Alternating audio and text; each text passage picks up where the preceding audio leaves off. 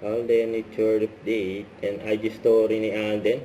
Workout day ngayon ni Alden. Kasama yung mga ka-gmates niya. Kulit pa nga ni Alden. May labas pa nga yung dila. Nakanganga. Yung waki. Saka ito pa yung post ni Alonso Capu.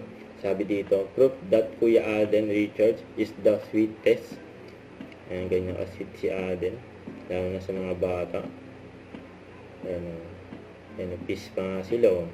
Ayan, ang cute ni Kuya Alden. Saka ito pa yung IG story ni Angel. Ayan, mahilig talaga. May mga kolekta si Angel ng Lego.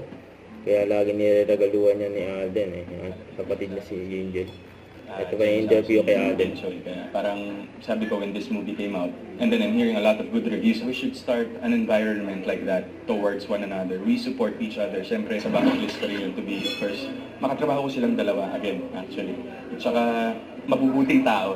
Doon ako. That's what I'm banking on. So they deserve all the support they can get, and they deserve all the support they've been getting for every projects that they. Excited kami because when we posted the teaser, medyo yung mga titos-titas na friends ko, and of course my family also, parang gigil talaga silang manood. So we're very excited.